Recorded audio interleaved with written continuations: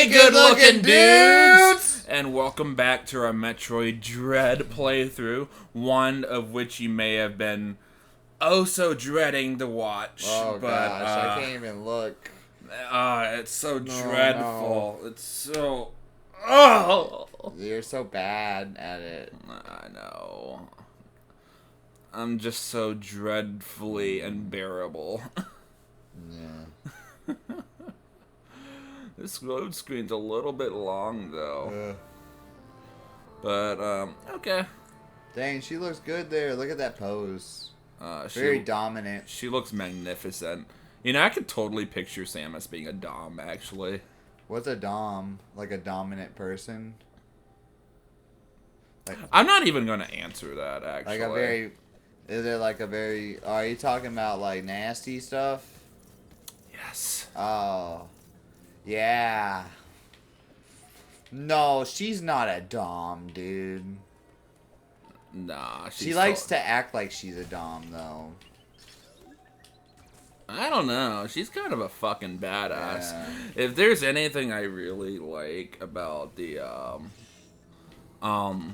way she's portrayed in Metroid Dread, I think the cinematography in Dread is absolutely stunning. So, yeah. A lot of issues people had with Other M is that they really womanized her character to the point of where she felt really weak and defenseless. And here, I feel like they kind of brought back that badass side of her, and then some, that she was very sorely missing beforehand. Not that Samus Returns didn't portray that side of her well, but... I was kind of talking over it when it happened, but you kind of saw that side of it when she was fighting the first boss, and with the next boss we're going to be facing, even more so. You can tell that Samus has a lot of fucking confidence going into this, and it's really fun to watch. Yeah, I get what you mean. So basically you're saying another M, they made her a very, like, defenseless... feminine kind of character, more or less. Yeah, so she's less like I'm gonna get through this and more like what do I do. Yeah, more or less, because like in that game there was a character called Adam, the very same Adam in this actually, except that version of Adam was alive. Because did Adam die in it, I'm guessing? Yeah, because... So that's why he's a robot. Because this is actually his subconscious uploaded into a computer, but the way he was portrayed in Other M... Oh my gosh, dude. Yeah, a lot of people really fucking hate Adam, and a big part of it is because Samus sucked his dick so fucking hard to where it felt like all of Adam. Pretty much to the point of where she was willing to do anything, even something as menial as, like, more or less refusing to use certain upgrades. Yo, that reminds me of to like follow his orders when she had no business in doing so in the first place. That reminds me of that anime Steins Gate. Had you ever seen that? No. Oh my god, you haven't, dude? Nope. I don't want to spoil anything. You have to watch that so we could talk about that in the Let's Play. But what happened to Adam reminds me of Season 2 of Steins Gate very significantly. And it's one of the saddest shit I've ever seen in my life. Sadder than Clannad. Yeah, dude. Absolutely. I don't know. Steins Gate hit me right. Like, the main character is a very, like, he's like a scientist, and he's like a very, like, a loser-esque kind of personality scientist. I can, yeah, I get and, what you're saying. Basically the whole anime, that whole anime is based off of the butterfly effect. You know what that is? Yeah. Yeah. So, like, basically, like, imagine an anime that involves time travel. And it's also, like, low-key a drama, and it involves the butterfly effect. Damn, that sounds... It's so good. Shut. It low-key almost made me cry, Ken. And you don't see me cry. Except for 2 times, and you're not allowed to tell the crowd about when those 2 times were, or I'll beat your ass. Shit. You sound so serious about it, too. Yeah, I am, dude. I am. Oh, man. I'm just trying to kind of remember my sense of direction here, but I think I got it. Dude, we gotta watch that together so that we could talk about the next Metroid playthroughs.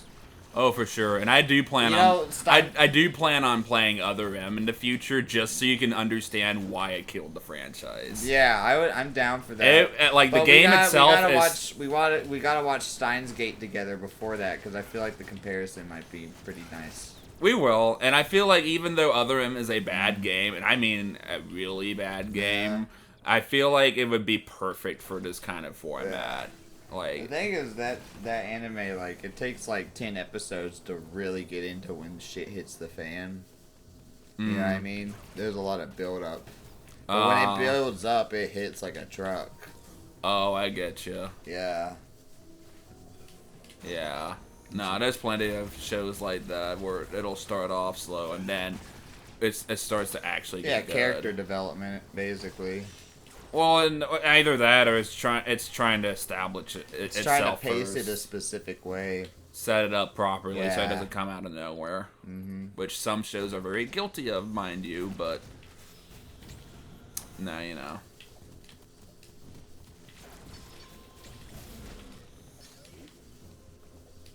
So, okay. Can I go through here yet? Not yet, but I'm pretty sure once I press this switch, hopefully something the will original happen. Metroid, that was... Maybe you could put some... Do you still have any clips of the old Metroid?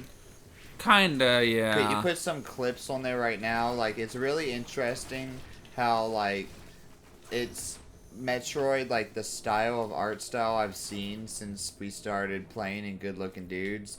It went from very, like, Egyptian Tron-esque on the first Metroid, you know what I'm saying? Yeah. Like, it was very Egyptian, like, ancient Egyptian, and very, like, the movie Tron. And then now it's kind of like... What's the word for it? Modern? No, it's like... I mean, they're both very dark, but, like, this one's got a lot, like... Ambience?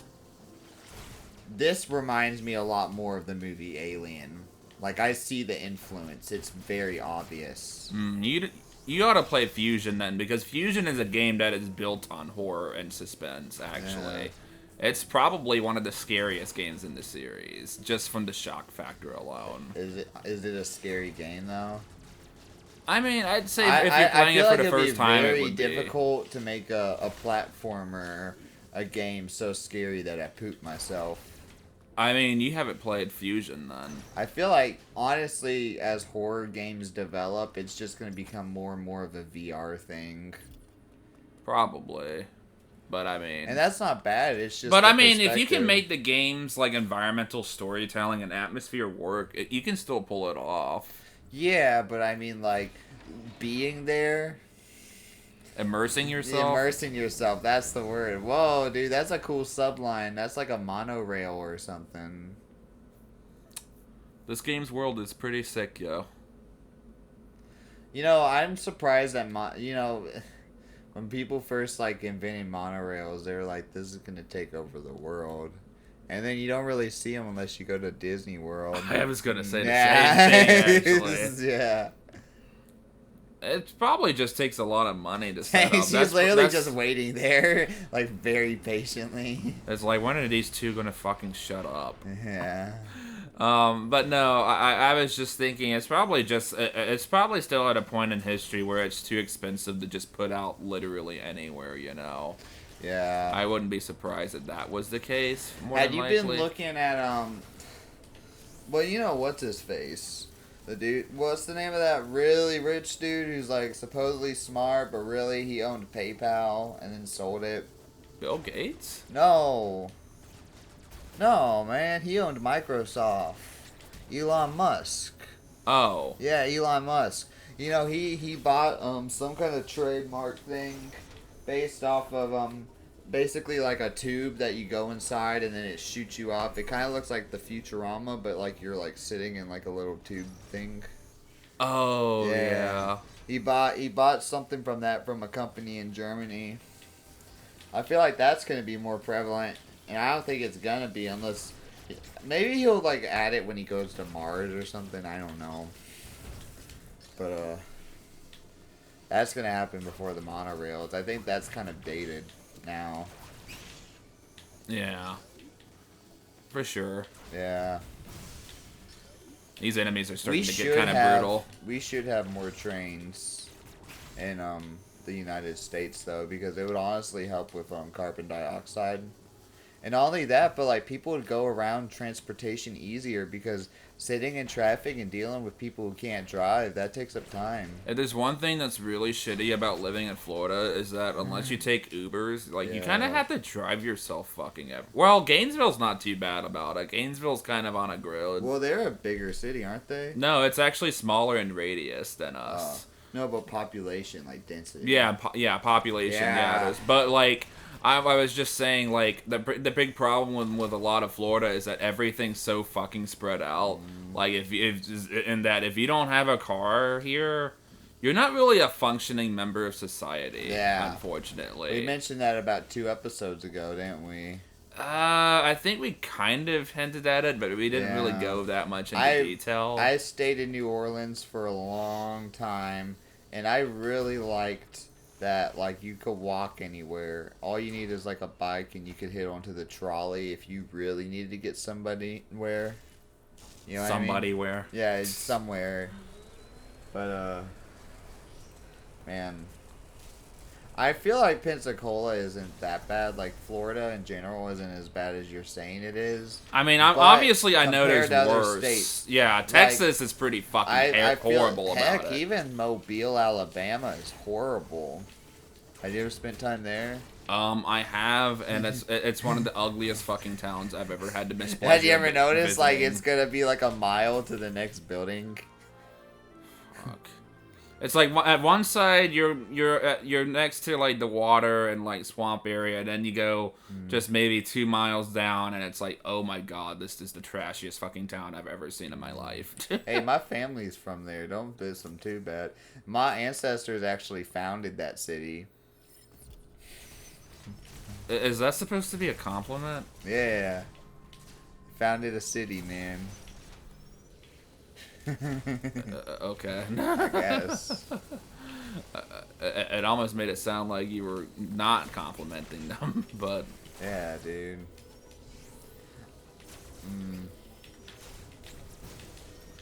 We went to their Smash tournaments a lot together. Yeah, Mobile's got a pretty... I mean, if there's one good thing that came out of it, I mean, they have a cool gaming scene there. Way better than the one here, that is. Yeah. But, like... that's a can of worms I don't want to get into. Yeah, but anyway... I get that.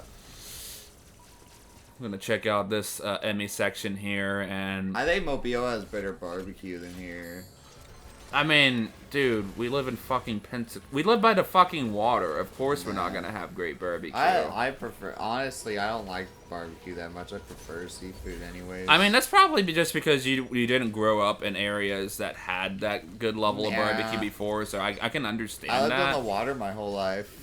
I've mentioned before, I didn't grow up in Pensacola, but we had this chain. Well, I wouldn't call it a chain, but like we had these local barbecue restaurants called Ken's Barbecue, and it spoiled me, man. It's some of the best. I think they've got the best ribs I've ever had at any place I've been to. My thing with barbecue is, why does everything have to be meat? Why not? Why not? Why not? There's some, like, I mean, what if I want... I don't know. I mean, I know you were kind of criticizing me for eating a lot of protein in the first place. I mean, I'm not dissing you. You do what you love, you know what I mean? And I'm not saying it from, like, a health perspective, but I could. I'm not going to, though, because, look, man, I know you eat a lot of meat, but I've seen people who eat a lot of meat. You know what I'm saying? No, I get you. Yeah, like... I don't know, like, the texture just gets old after a while, you know what I'm saying?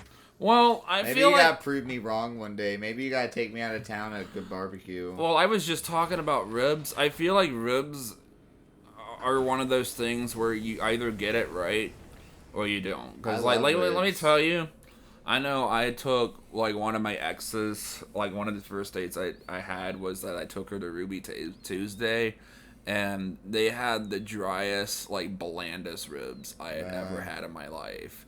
And it really says a lot, because like I feel like if you don't make that meat tender and you don't distribute that sauce right, it's like, fuck, why am I eating this? You know, the And you spend a lot of money on ribs too. Yeah, you do. You really do.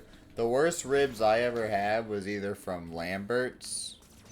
You know where that is? The Throw Me a Bun place? Yeah. Or, well, they don't seem like the kind of place that would make ribs as their signature dish. I went there and the ribs were cold when they got to me. Yeah. Ew. But, you know, dude, also, I need to show you some good ass ribs. No, but, man. I'm not dissing them because I love their buns and the rolls they throw. Maybe, I think, honestly, it just was it was a busy day. You know what I mean? I slipped through the cracks. But Yeah. I will diss Sonny's barbecue because their ribs are literally so dry you could probably wear them as shoes. That's one hell of an expression.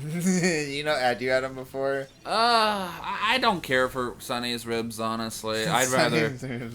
I kind of like their chicken more, if anything. Their barbecue chicken. I like their salads, honestly. That was another thing. They have a really good salad bar. Yeah. But it's like, man, if that's one of the best things you can compliment a barbecue place for, then I think there's something wrong. Well, it's a chain. I guess so. Whoa, hey, why the hell did that open? Dude, I love that color. Did you die from one hit? Yeah, these things are instant kill, by the way. That's so lame, dude. I didn't realize, like, it wouldn't immediately... How far did it push you back? Just right outside the Emmy door. Yeah, I didn't even realize the door wouldn't open immediately. What's your favorite cut of a cow? Cut of a cow? Yeah. Like, describe the sections for me, Like, please. my favorite's the loin. That's a good question, honestly. Yeah. Shit. You know, I think you would be I think your favorite cut would be the brisket. Brisket's pretty good. Also, Yeah. I do like pork loins, though. Pork loins? Pork loins and, like, backstrap and, The loin's just so tender. Oh, hi. Where did you come from? Yeah, I know. You're, like, running around from aliens, and I'm talking about where to cut the cow for meat. Oh my god, he's so smart. He ain't no say X. No! Yo, smack him now. The timing's so fucking straight. Yo, that was sick looking, though. I love that animation. The way he stabs you? Yeah, that was sick. It's so quick, too. I mean, it kind of needs to be if it's something that insta-kills you, but For like... sure. Okay. We got this. Ah! See, these things are fucking scary for that reason alone. They can literally be anywhere. Granted, part of it is my fault because I'm not paying attention to the map as much as I should, because on the, Yeah, the I thought top you were right... supposed to beat it in 5 hours or something. On the top right or whatever, if they're close enough, you can actually kind of see their little red blip that indicates where they're at. Well, I don't think it kills time if you get a game over, though. Mm-hmm. Like, you can kind of, like, retrace that progress without too much consequence. Dang, they're building monsters in the background, are they? Environmental storytelling, man. Yeah. Kind of reminds me of Sonic. How they get the little critters in the metal boxes. Oh.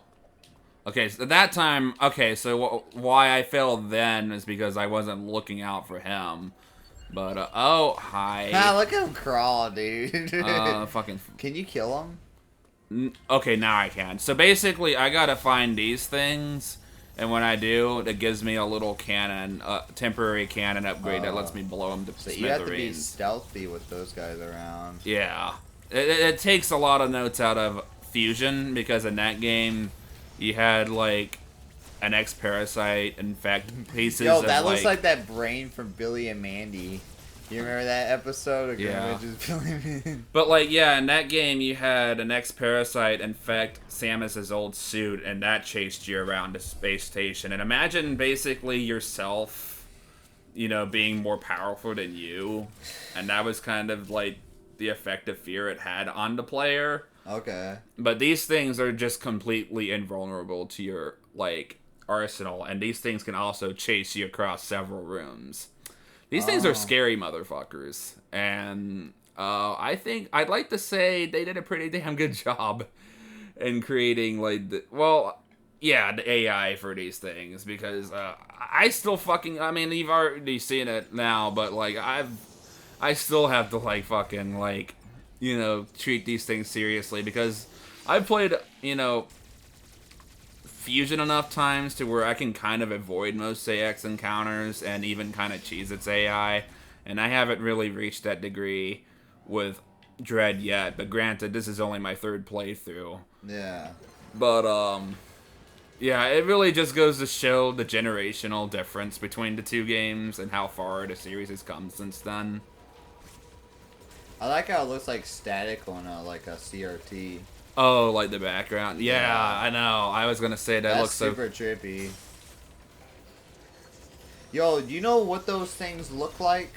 They look like those things from remember that series that Legos had with the monsters? Bionicles? Yeah, they look like Bionicles. Dude. Well, I think I was kind of thinking the same thing as soon as you were mentioning that, actually. You remember those things? Did they ever make a modern, like, animated series of that? I'm gonna look that up right now. Because I know, like, after a certain point, Lego stopped being, like, a cash cow and more like it was starting to be developed. They are always a cash cow. Dude. But, I mean, like, it started being developed by people who actually cared about the writing, and the series is funny as fuck. Like, you know, you've seen the Lego movie, right? This is a very, man, my childhood was 20 years ago kind of thing, is it? Yeah, I vividly remember those things in, like, 2005 or whatever. 2003. Ooh. Are they discontinued? Oh, they were discontinued in 2010, but they were rebooted in 2015 for 2 more years. It doesn't completely surprise me that they're not still around, just because of, like, the kind of tone shifts that the Lego franchise has had over the years. Yeah. 'Cause I went to the Lego store in Chicago and bought my brother a Bionicle when I was like 7. oh, that's cute. Yeah, I know. Those things were so expensive. I didn't know it would be that expensive. And you know, my brother was probably like 5. He just ate the thing. That's when I realized how to invest in money, dude.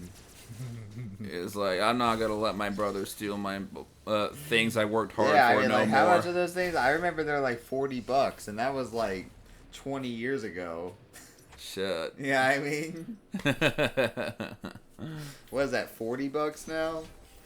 I don't know. I don't know. Is there still a big following for that kind of thing? I mean, I wouldn't be surprised, but, like, I don't know.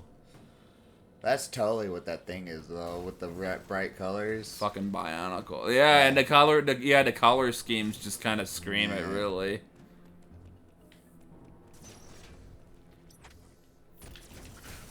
I'm glad you remember what that was called, because I would have never remembered that. I don't know how I remembered that, honestly. I really don't.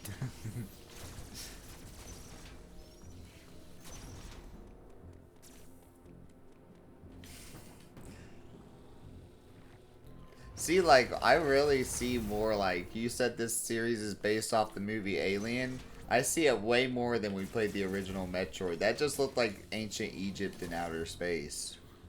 You're saying you didn't really quite see that with the No, original but I Metroid. see, like, you know, like when the ship is stuck. Right. Yeah. Well, When they go into the abandoned ship in Alien. In all fairness, Yeah. the first 2 Metroids were about, like, them trying to really find their footing to figure out what worked and what didn't. It really wasn't until Super Metroid where I feel like they really established themselves in, like, how they were going to be moving forward. And, yeah, I mean, most people don't even really recommend playing the first 2 Metroid games at all unless you're curious. Though, I mean, I do kind of have a soft spot for Metroid 2, not gonna lie.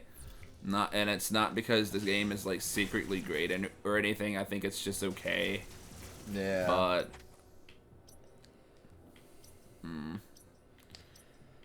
Okay. A lot of walking. Yeah. Dang, this game's got more walking than watching The Hobbit, dude. Shit. You're right. I mean, because the fucking Hobbit movies were all about fucking traveling. Yeah, I know. Like, literally, I feel like the Hobbit movie was just watching some guy, some little short guy walk across a majestic world. Did you ever get into that kind of stuff? I did watch the Hobbit movies, but I didn't really get to watch, like, the Lord of the Rings movies until much later. Really? Oh, wow. I liked that stuff a lot more than Star Wars, I'll tell you that. And you know what? That's perfectly okay, because I think on an objective scale, yes. You agree it is better? God. I don't know. I think, like, I watched the first 2 of the movies. I tried to read the book, but I'm not much of a reader. I think my brother could tell you more about The Hobbit than I can. I believe it. Yeah. He looks like somebody who'd be into The Hobbit, actually. Me and my brother are into, like, D&D, though. Yeah, and that stuff was inspired by D&D, wasn't Yeah. it? Yeah. When are we gonna Let's Play Dungeons and Dragons? Like the actual live role-playing. Yeah. Shit, dude. We need to find 3 other good-looking dudes to Let's Play D&D. Any guys want to volunteer? I'll make the campaign myself. Honestly, I want to make this one campaign I put in the back burner, dude. And it's based off of Shawshank Redemption. So basically, it's not a world, like, it's not like a majestic, like, world at all. It's prisoners trying to get out of the jail in the 1940s. Oh, man. Yeah.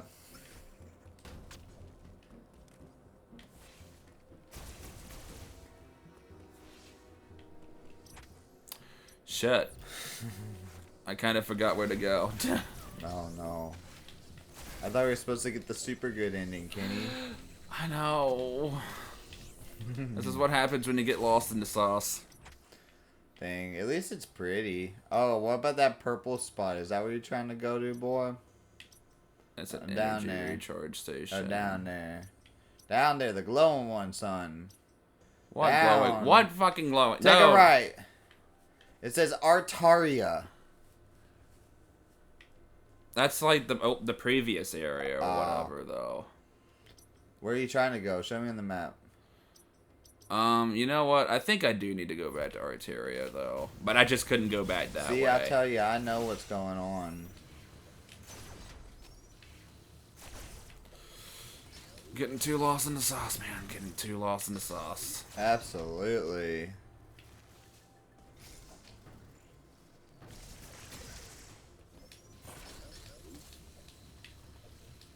And it's not like you get lost that often in this game either. I feel like it's only really when you hit, like, the ME points or whatever.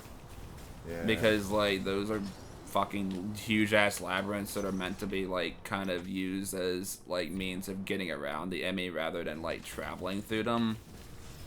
But... yeah.